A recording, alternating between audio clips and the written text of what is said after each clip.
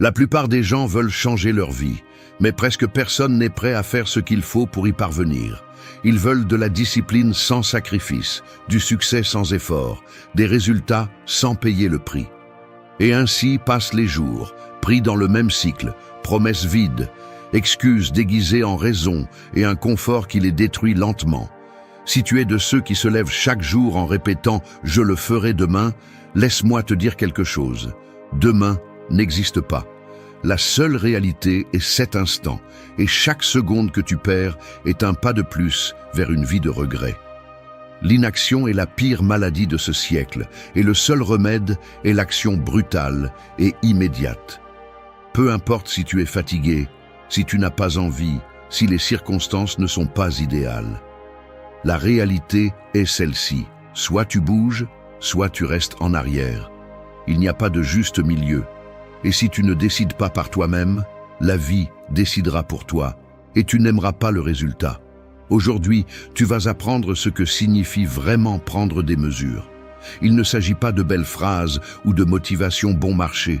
Il s'agit de forger une mentalité stoïcienne, de te durcir, de cesser d'être l'esclave de tes impulsions et de devenir le maître de ton destin.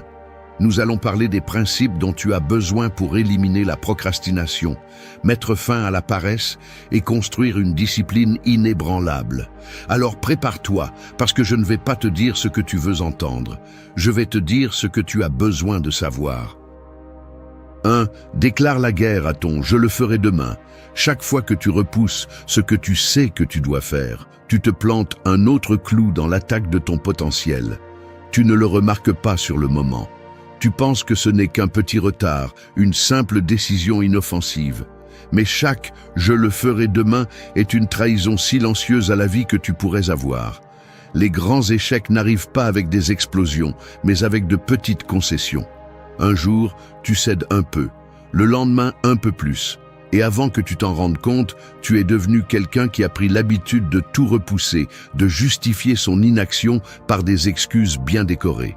C'est ainsi que les rêves meurent, non pas avec un coup fatal, mais avec 1000 renoncements déguisés en confort. La procrastination n'est pas seulement une mauvaise habitude, c'est une stratégie d'autodestruction lente et silencieuse. On ne la ressent pas comme un problème jusqu'à ce qu'on se réveille un jour et qu'on se rende compte qu'on a trop attendu. Attendre la motivation, le moment parfait, le signal approprié. Mais il n'y a pas de signaux.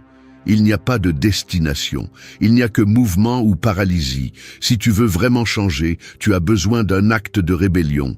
Pas contre les autres, pas contre le système, contre toi-même, contre cette partie de ton esprit qui te tire vers la léthargie, qui te murmure qu'il y a plein de temps, que le moment parfait arrivera. Il n'arrivera pas.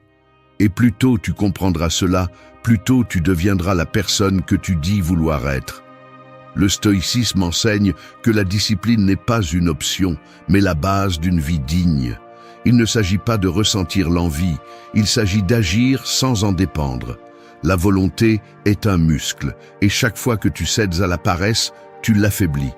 Chaque fois que tu décides de bouger sans attendre la motivation, tu la renforces.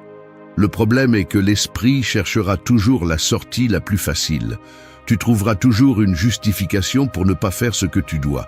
Mais voici l'astuce, tu n'as pas à négocier avec lui. Tu n'as pas à raisonner ni à débattre avec toi-même. Fais-le simplement. Ne laisse pas de place au doute. Ne laisse pas ton cerveau avoir le temps de te saboter. Si tu décides de faire quelque chose, fais-le immédiatement, sans le remettre en question, sans excuse. Tue l'excuse avant qu'elle ne te tue. Commence par le minimum. Si tu as dit que tu voulais t'entraîner, fais-le, même si ce n'est que 10 minutes. Si tu as dit que tu écrirais, écris, même si ce n'est qu'une seule page. L'objectif n'est pas la perfection, c'est le mouvement. Parce que ce qui arrête la plupart des gens n'est pas le manque de talent, mais le manque d'élan. N'attends pas que ton esprit joue franc jeu. N'attends pas qu'un jour tu te lèves et que tout soit facile. Fais-le difficile, fais-le inconfortable, parce que c'est dans cet inconfort que se forgent ceux qui font la différence. Chaque excuse que tu acceptes est une chaîne de plus dans ta propre prison. Brise-les une par une.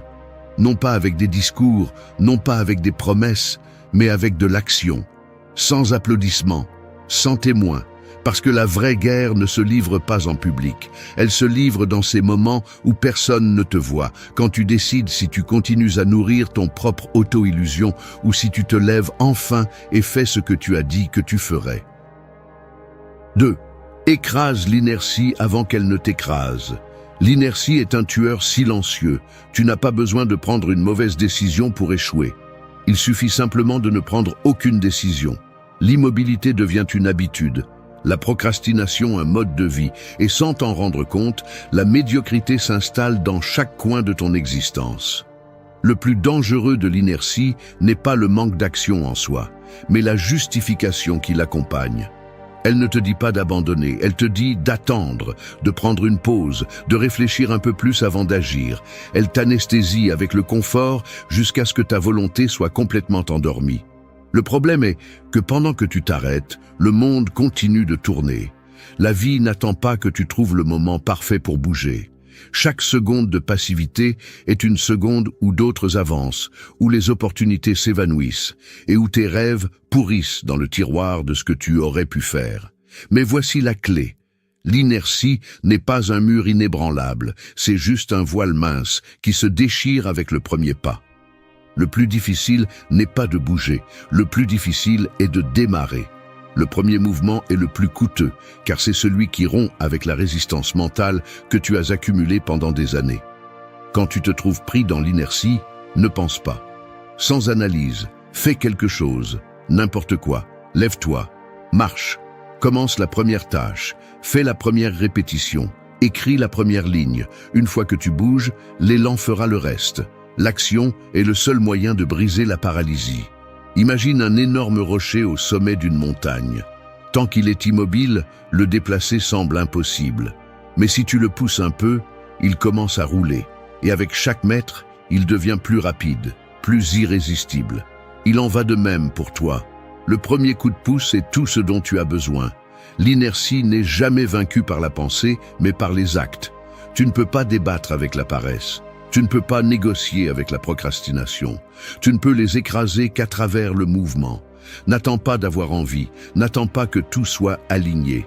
Commence, même si c'est de manière imparfaite. Le stoïcisme enseigne que nous ne devons pas dépendre de l'émotion pour agir. Peu importe si tu te sens motivé ou non. Peu importe si tu es fatigué. Peu importe si la situation n'est pas idéale. La seule chose qui compte est ce que tu fais. Et chaque fois que tu choisis de bouger, au lieu de rester immobile, tu te rapproches d'un pas de la personne que tu veux vraiment être. Si tu permets à l'inertie de gouverner ta vie, tu finiras enterré sous son poids. Mais si tu décides de l'écraser maintenant, avec une action immédiate et sans excuse, tu feras du mouvement ton plus grand allié. Commence maintenant, sans attendre, sans penser. Bouge simplement. 3. Choisis l'inconfort maintenant ou le regret plus tard. La vie te donne deux options. Souffrir maintenant pour grandir ou souffrir plus tard de regret. Il n'y a pas de troisième alternative. Il n'y a pas de raccourci. Soit tu fais face à l'inconfort aujourd'hui, soit le remords te dévore demain. Ce que la plupart ne comprennent pas, c'est que la douleur ne peut pas être évitée. Elle ne peut qu'être choisie. Tu choisis la douleur de la discipline ou celle de la médiocrité. L'effort de te lever tôt ou l'amertume de regarder en arrière et de voir une vie gaspillée. Te brûler dans la forge du progrès ou l'asphyxie de savoir que tu aurais pu être plus, mais tu n'as pas eu le courage d'agir. Chaque fois que tu évites un défi, tu n'accumules pas du repos, tu accumules de la dette. Une dette qui se paie avec la frustration, avec des jours gris, avec le vide de savoir que ton potentiel est resté enfoui sous le confort.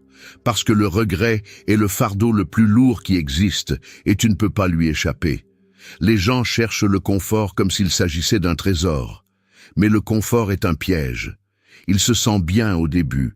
Mais ensuite, il devient une cage qui te rend faible, tiède, incapable de supporter la moindre adversité.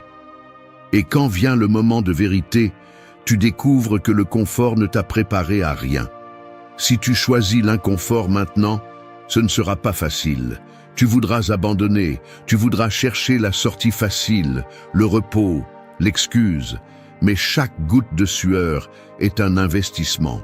Chaque seconde d'effort est une brique dans la construction de la personne que tu veux être. Il n'y a pas de victoire sans bataille. Il n'y a pas de force sans charge. Regarde ceux qui ont accompli ce que tu désires. Ils n'y sont pas arrivés en choisissant le chemin confortable.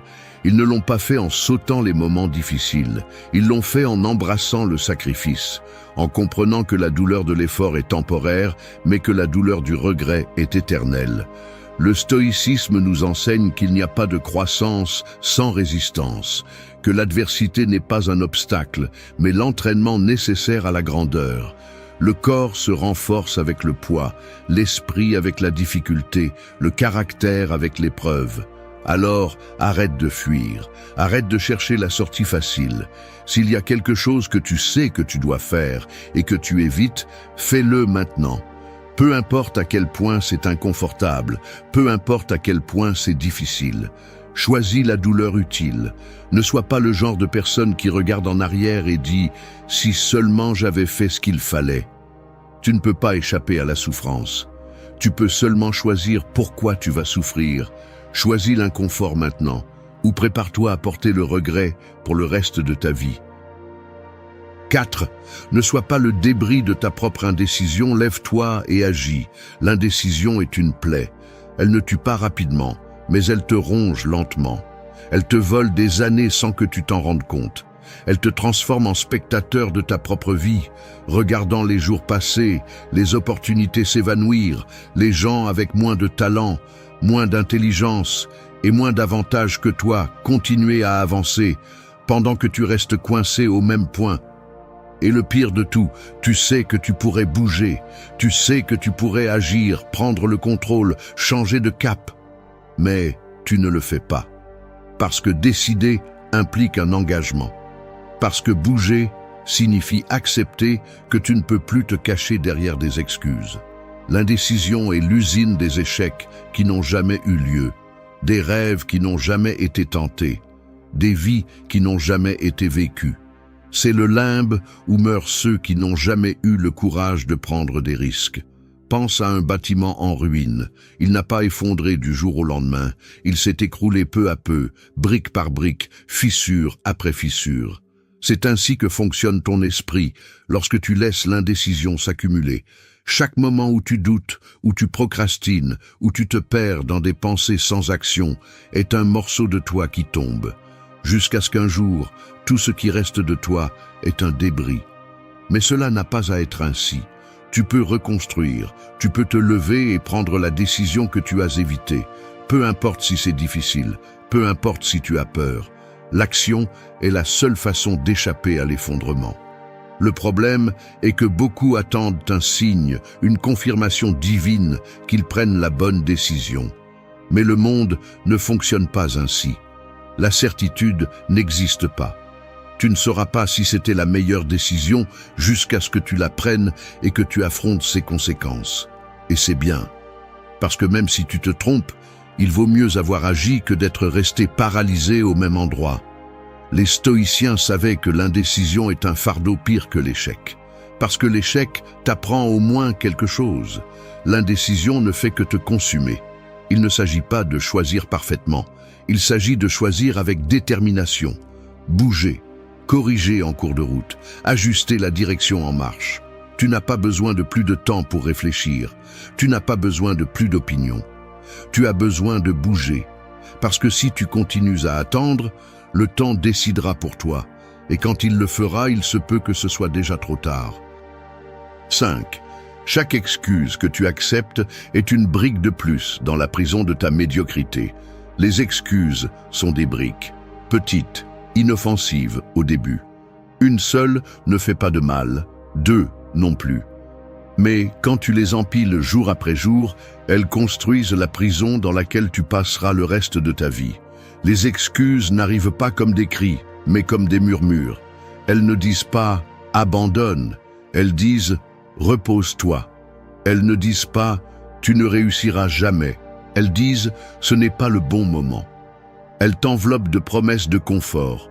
te convainquent que tu as tout le temps du monde, que demain sera un meilleur jour pour commencer. Et le pire, c'est que tu les crois. Tu deviens l'architecte de ta propre cage. Au début, ça fait du bien, parce que les excuses te donnent un soulagement momentané. Elles te permettent d'éviter l'effort, d'esquiver la peur de l'échec, de justifier ta passivité. Mais la facture arrive, elle arrive toujours, et quand elle le fait, tu te rends compte de la vérité brutale.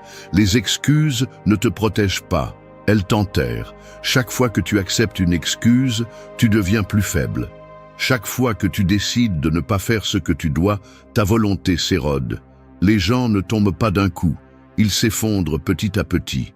Ce n'est pas la grande erreur qui détruit, ce sont les petites concessions quotidiennes qui s'accumulent jusqu'à ce qu'un jour tu te réveilles et te rendes compte que tu es devenu quelqu'un qui ne tient pas ses promesses, quelqu'un qui parle beaucoup, mais fait peu.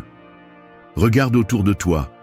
La plupart des gens vivent dans une prison qu'ils ont construite de leurs propres mains, une prison d'excuses, d'opportunités gaspillées, de rêves qui se sont noyés sous le poids de la paresse.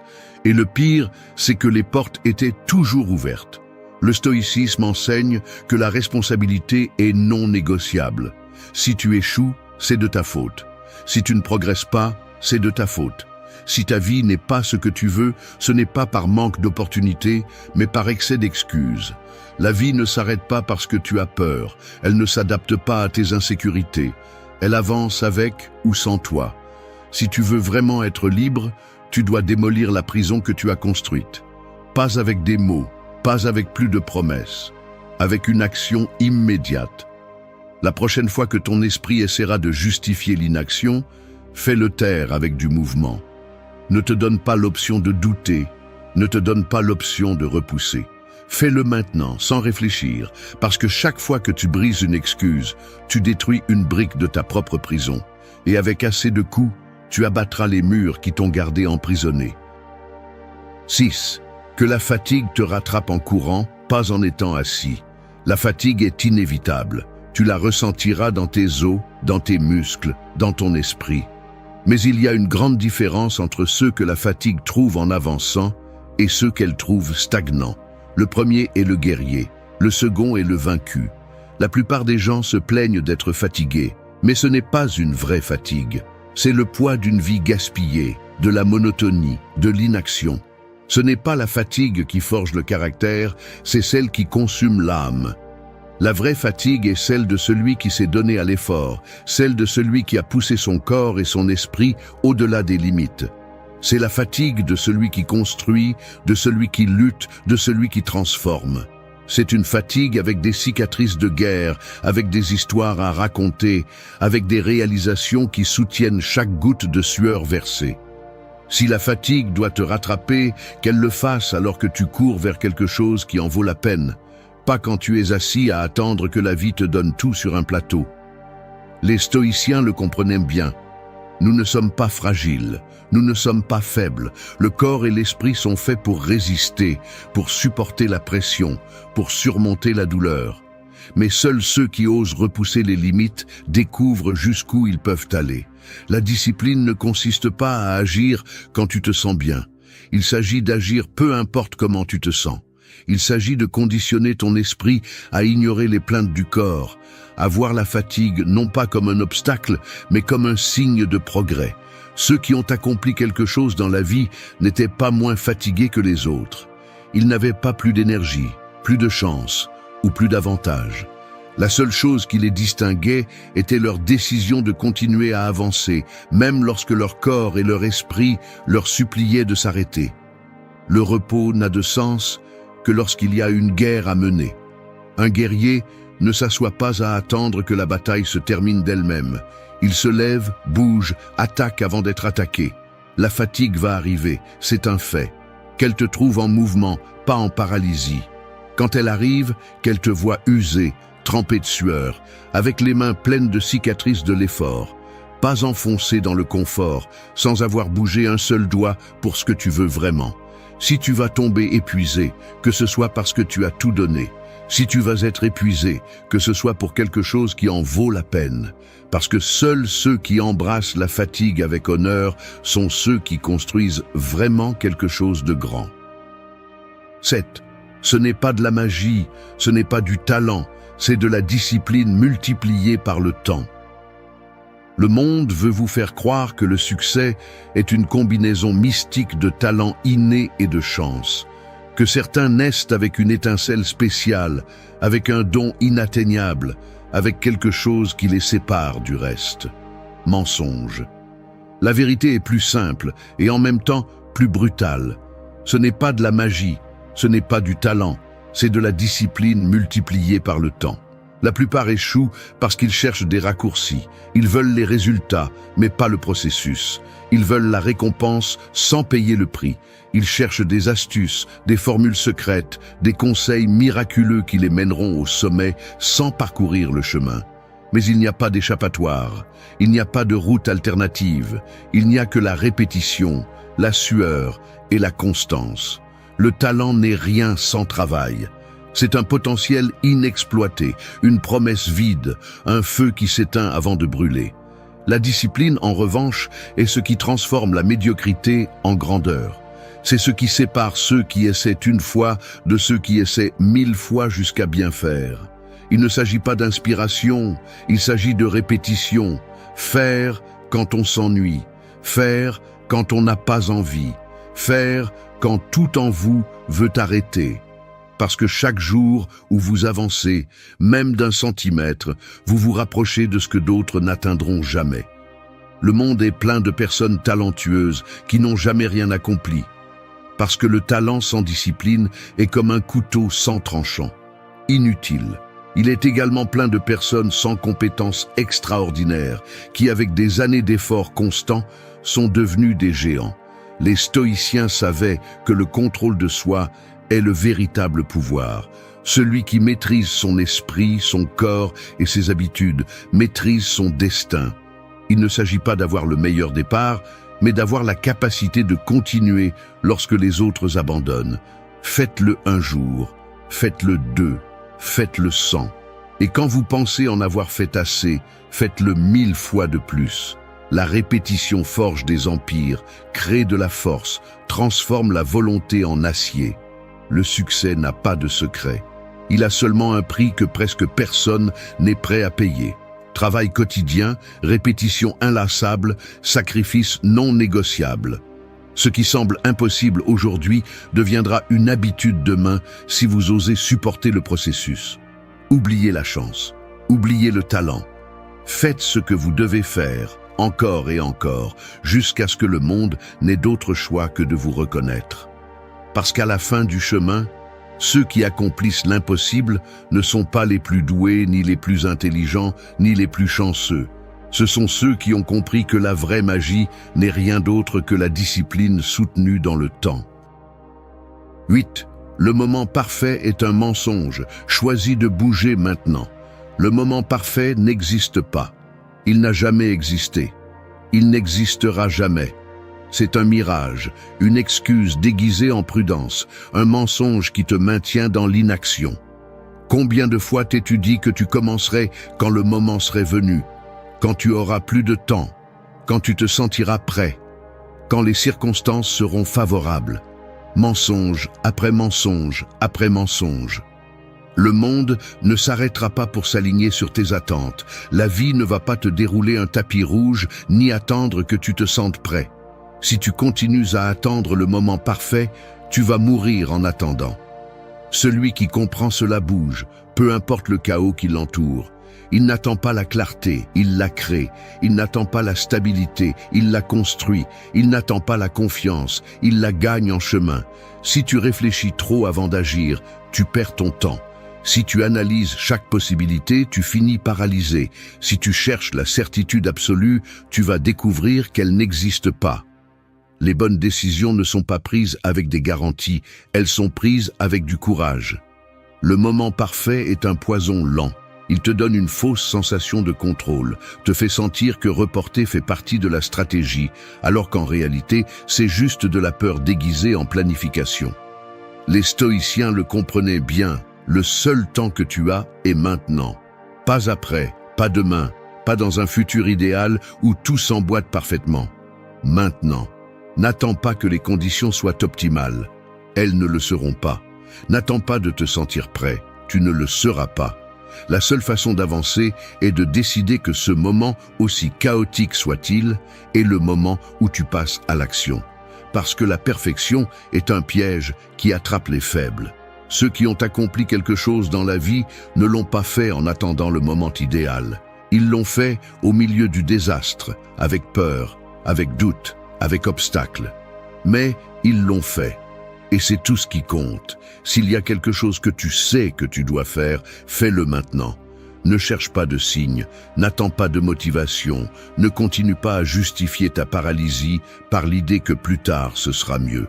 Parce que ce ne sera pas le cas. Le meilleur moment pour bouger était hier. Le deuxième meilleur moment est maintenant. Alors arrête de te tromper. Arrête de reporter ta vie. La différence entre ceux qui avancent et ceux qui restent derrière n'est pas la chance, ni l'intelligence, ni le talent. C'est la capacité d'agir sans attendre que tout soit en place. Le monde ne va pas s'arrêter pour toi. Ou tu bouges maintenant, ou tu restes coincé dans le mensonge du « un jour ». 9. Si tu restes immobile, le monde t'enterre sans prévenir. La vie n'attend pas. Le temps ne négocie pas. Si tu t'arrêtes, même pour un instant, le monde continue d'avancer sans toi. Et quand tu décides de bouger à nouveau, tu découvres qu'il est déjà trop tard, que ceux qui ont continué à avancer sont inatteignables, que le temps que tu as perdu ne reviendra jamais. Il n'y a pas de point neutre dans la vie. Soit tu avances, soit tu recules. Il n'y a pas de pause, pas de véritable repos. Chaque jour que tu passes sans agir est un jour qui s'accumule contre toi. Un jour qui te rend plus lent, plus faible, plus insignifiant. La plupart des gens pensent que rester immobile est une option inoffensive, que ne rien faire n'a pas de conséquences. Mais ça en a. Chaque moment où tu choisis la passivité, le monde non seulement avance, mais t'enterre un peu plus. Et le pire, c'est que, lorsque tu décides enfin de te réveiller, tu es déjà sous une montagne d'opportunités perdues, de compétences rouillées, de temps que tu ne récupéreras jamais. Regarde autour de toi. Les personnes qui dominent le monde ne sont pas nécessairement les plus intelligentes, ni les plus talentueuses. Ce sont celles qui ont compris que le temps est impitoyable et que rester immobile équivaut à être dévoré par ceux qui continuent d'avancer. Si tu penses que tu as du temps, tu es en danger.